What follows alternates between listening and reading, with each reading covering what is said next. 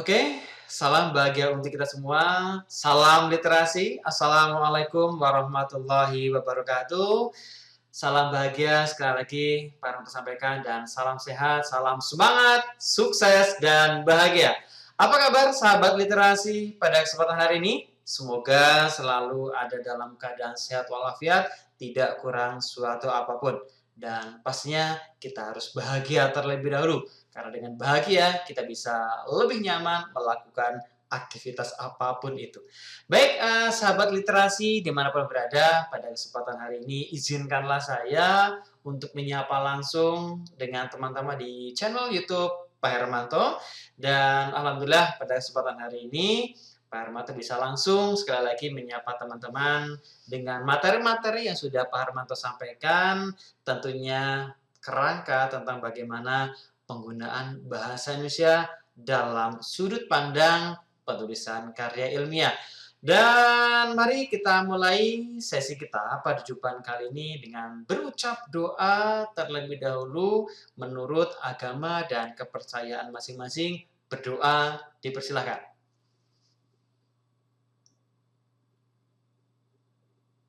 Selesai? Baik, pada perjumpaan yang lalu tentunya teman-teman ini sudah belajar banyak tentang tata kata, kemudian tata kalimat, paragraf, sampai bagaimana mengenal ya jenis-jenis paragraf berdasarkan letak kalimat utama.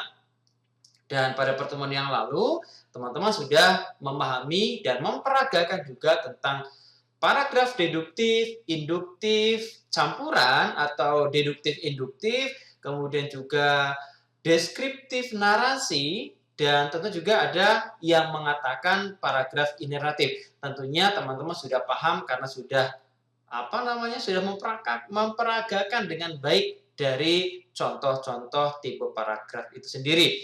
Baik, pada perjumpaan kali ini kita akan membahas lebih spesifik lagi tentang bagaimana bahasa Indonesia dalam kerangka, dalam sudut pandang penulisan karya ilmiah. Karena saya yakin, Pak Hermanto yakin, sahabat literasi dimanapun berada tidak ada yang bercita-cita menjadi MA. Apa itu MA? Ya, mahasiswa abadi. Ya, saya pikir tidak. Oke. Kenapa harus menunggu lama? Kalau lebih cepat selesai itu jauh lebih baik. Nah, itu menjadi prinsip di dalam materi tentang bagaimana penggunaan bahasa di dalam kerangka karya ilmiah. Nah, pada pertemuan awal-awal dulu juga sudah Pak sampaikan ada ragam tulisan dari mulai ragam ilmiah, kemudian ilmiah populer, dan yang terakhir ragam non-ilmiah. Nah, kita sudah sampai pada tahap terakhir perjumpaan kita terkait dengan bagaimana kompetensi bahasa Indonesia, yaitu bagaimana dalam kerangka ilmiah. Dan tentunya ada indikator capaian pembelajaran yang ini menjadi dasar Pak Hermanto dalam mengampu mata kuliah bahasa Indonesia. Indikator yang pertama adalah mahasiswa memiliki kemahiran dalam menggunakan bahasa Indonesia untuk mengungkapkan pikiran, ide, gagasan, dan sikap ilmiah dalam berbagai bentuk karya ilmiah yang tentunya berkualitas, objektif, koheren, efektif, efisien, dan komunikatif. Dan kompetensi atau indikator kedua adalah mahasiswa memiliki kemahiran dalam menggunakan sikap kritisnya dalam menyunting berbagai karya ilmiah serta menyempurnakan hasil suntingan dengan memanfaatkan kemahiran berbahasanya untuk menggunakan potensi pribadinya. Lantas yang lainnya bagaimana? Ya, tentunya ya ada capaian pembelajaran yang lainnya. Jadi P4.1 ada 4.2 dan mohon maaf ini ada harusnya P4.3 ya, salah satunya yang kita munculkan adalah P4.3 yaitu mampu menyusun karya ilmiah dalam bahasa Indonesia yang tentunya baik dan benar sebagai pendukung penyelesaian studinya. Nah, cocok kan ya dengan materi yang Pak Hermanto bagikan pada kesempatan hari ini. Nah, tentunya ada ciri-ciri bahasa ilmiah. Yang pertama, isinya bermakna. Yang kedua, uraiannya jelas. Yang ketiga, memiliki kepaduan yang tinggi. Yang keempat, singkat dan padat. Yang kelima, memenuhi standar bahasa baku. Yang keenam, memenuhi standar penulisan ilmiah. Dan yang terakhir, yang ketujuh adalah komunikasi secara ilmiah. Nah, maksud ciri yang pertama apa? Isinya bermakna.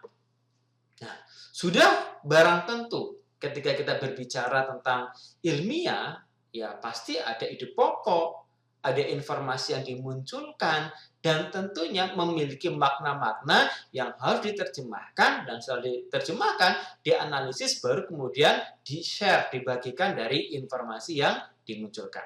Yang kedua, uraiannya jelas, ya. Poin-poin informasinya itu memiliki kejelasan yang pasti, tidak ambigu, tidak menimbulkan makna ganda. Itu menjadi ciri yang kedua, uraiannya jelas. Arahnya itu kemana?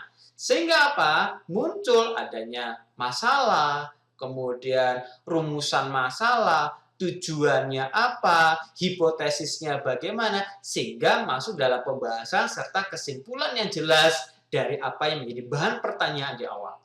Nah, yang ketiga, memiliki kepaduan yang tinggi. Artinya apa? Memiliki sinergisitas. Memiliki apa ya, semacam hubungan ya, timbal balik antara bagian awal, tengah, dan akhir. Terlebih ketika berbicara tentang paragraf. Artinya, paragraf yang satu dengan yang lain memiliki talian yang erat, memiliki hubungan yang erat, memiliki satu korelasi yang jelas. Itu dalam kerangka memiliki kepaduan yang tinggi. Keempat, singkat dan padat. Kata lainnya adalah tidak bertele-tele. Ya, tidak mubadir ya kalau orang muslim itu menyampaikan.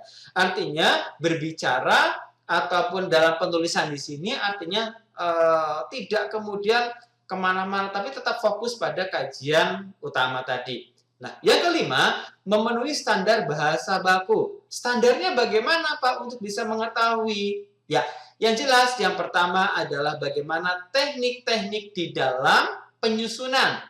Dan biasanya setiap kampus memiliki satu buku pedoman di dalam penulisan skripsi. Nah, itu yang kemudian menjadi satu sistematika yang tepat. Kemudian bahasa baku. Ya, bahasa baku indikatornya dari mana, Pak? Jelas KBBI. Dan KBBI ini Anda bisa sangat mudah sekali mendapatkan. Sudah ada yang versi online, sudah ada versi yang PDF, dan juga ada yang versi hard yang tebal sekali.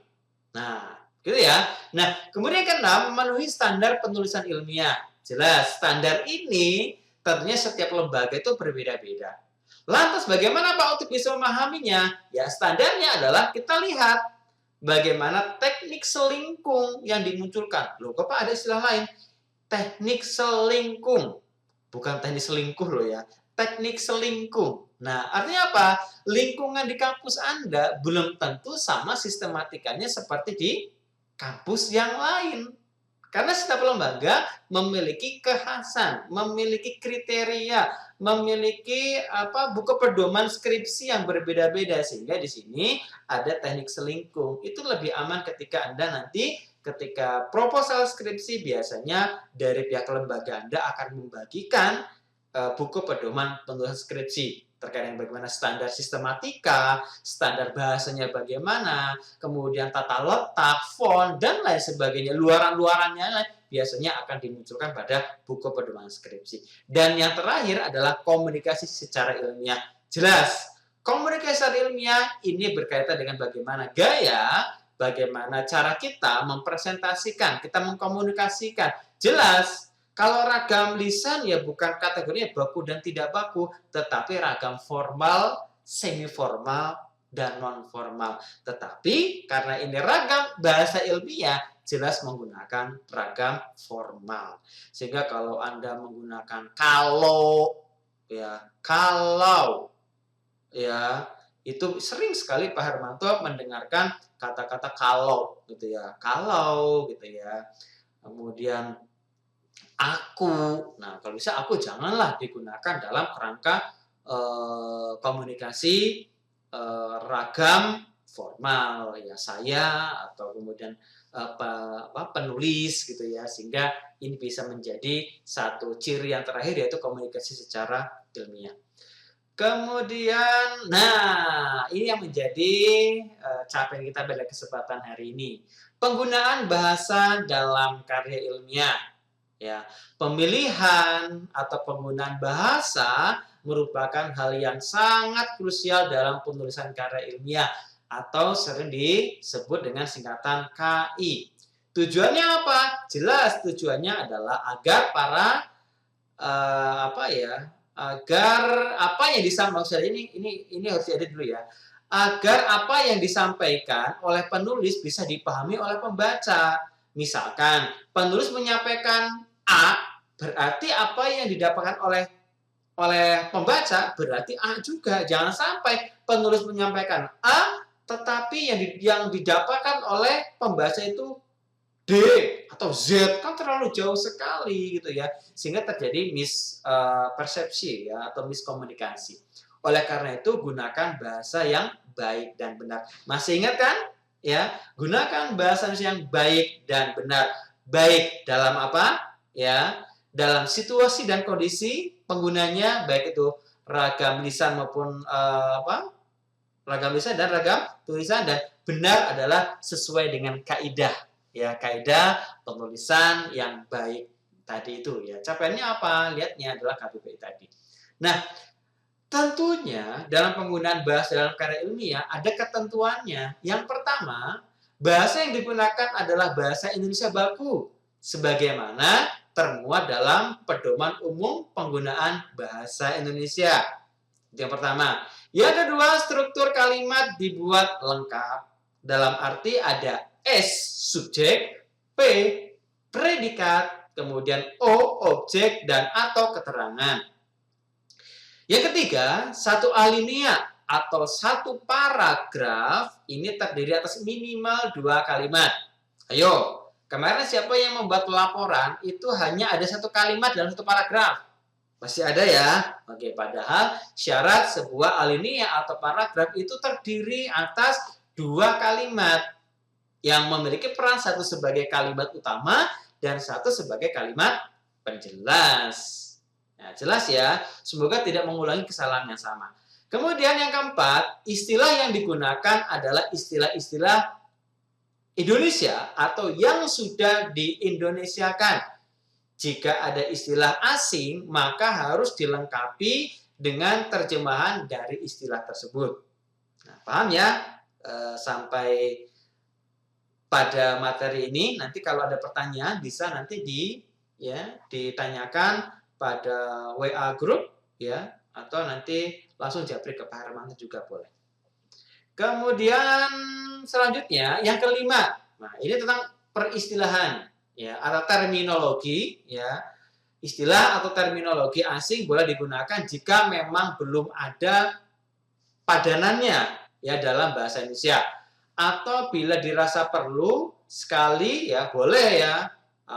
Artinya apa? Sebagai penjelas atau konfirmasi istilah diletakkan dalam kurung itu sebagai penjelasan dari istilah tadi. Ditulis dengan menggunakan huruf miring.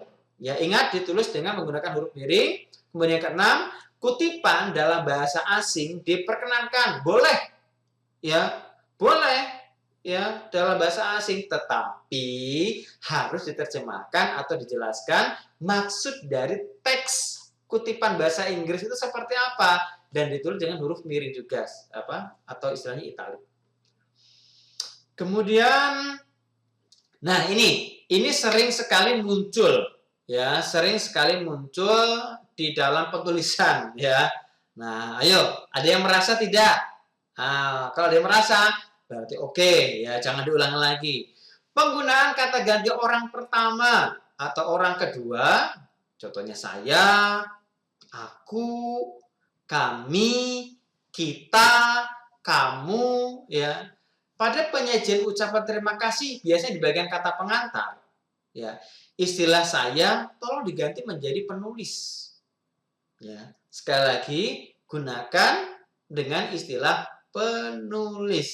Nah, itu ya. Nah, ini masih wajar lah menggunakan kata penulis kalau dalam kata pengantar. Tetapi nanti kalau sudah pada bagian bab 1, 2, 3, 4 maupun 5 diusahakan meminimalisir ya penulis, dan penulis. Kenapa? Karena jelas ya, dipasifkan ya. Penelitian dilakukan ya pada jangan kemudian penelitian dilakukan oleh penulis, kan berbeda maknanya nantinya gitu ya. Nah, sehingga kata-kata penulis kan sudah jelas satu, yang kedua kan sudah tertera di dalam cover ya, pada halaman depan itu kan Anda judul, logo Anda yang menentukan sudah jelas, sehingga di bagian dalam kecuali kata pengantar ya minimalkanlah kata-kata penulis gitu ya. Nah, yang kedua yang harus dihindari dalam penulisan karya ilmiah, menonjolkan penulis dalam menguraikan penelitian. Nah, yang Pak Hermanto jelaskan tadi, misalnya penulis telah melakukan uji coba. Nah, sering ya. Oke. Tetapi pernyataan itu mestinya ditulis uji coba telah dilakukan. Artinya apa? Dipasifkan. Ya. Uji coba telah dilakukan bla bla bla bla bla gitu ya. Kemudian ketiga, pemakaian tanda baca yang tidak tepat. Harusnya koma, ini titik. Harusnya titik, ini koma. Harusnya dimiringkan, ini tidak dimiringkan. Harusnya menggunakan titik 2, ini tidak. Harusnya ada apostrof, ini tidak gitu ya. Nah, itu menjadi satu hal yang harus dihindari. Kemudian yang keempat, penggunaan awalan di dan ke yang tidak tepat ya harus dibedakan dengan fungsi di dan ke sebagai kata depan dan juga sebagai awalan. Beda ya antara fungsi di dan ke sebagai kata depan dan sebagai awalan, ya pasti bisa membedakan. Oke. Baik, yang selanjutnya memberikan spasi atau tanda hubung atau sebelum koma, titik, titik koma, titik 2, tanda tanya, tanda kurung, dan lain sebagainya. Dan selanjutnya, penggunaan kata yang kurang tepat memakai dalam penulisan karya ilmiah. Nah, ini menjadi hal-hal yang harus dihindari dalam penulisan karya ilmiah. Nah, itu hal-hal yang sepatutnya sahabat literasi hindari ketika dalam penulisan karya ilmiah. Kenapa? Ya, karena karya ilmiah itu kan ruhnya kan kaum akademik ya. Berbeda dengan penulisan ilmiah populer yang cenderungannya itu lebih luas gitu ya, lebih populer ya, karena memang pangsa pasarnya dari kalangan bawah menengah sampai ke atas itu sangat familiar sekali dengan ilmiah populer karena biasanya muncul di koran-koran. Tapi kalau karya ilmiah itu kan memang pangsa pasarnya pembacanya adalah kaum terdidik atau kaum akademik. Nah, itu yang kemudian kenapa sih Pak bahasa saja dalam karya itu terlalu kaku, terlalu bla ya, karena memang seperti itu ya, kaidahnya seperti ini. Kalau Pak ditanya Pak kenapa seperti itu, ya memang hakikatnya seperti itu karena ada 3 wilayah, ada ilmiah populer, dan juga ada non ilmiah jelas, karena non ilmiah itu lebih bebas dan terbatas ya, seperti cerpen, novel, dan lain sebagainya. Nah, itu ya terkait dengan bagaimana hal-hal yang dihindari dalam penulisan karya ilmiah. Dan saya yakin sahabat literasi dimanapun berada sudah bisa memahami dan memperagakan poin-poin yang sudah Pak Hermanto sampaikan. Nanti silahkan sekali lagi kalau ada yang bertanya bisa langsung bertanya di WA Group atau langsung chat di nomor Pak Hermanto atau di chat YouTube yang sudah Pak Hermanto siapkan. Oke, terima kasih. Salam literasi. Kita masuk pada sesi tanya jawab. Monggo silakan. Kalau teman-teman atau sahabat literasi akan bertanya, tetap akan Pak layani semaksimal Pak Hermanto. Yang jelas tetap semangat, ya, sukses dan selalu bahagia. Billahi taufiq wal hidayah. Wassalamualaikum warahmatullahi wabarakatuh.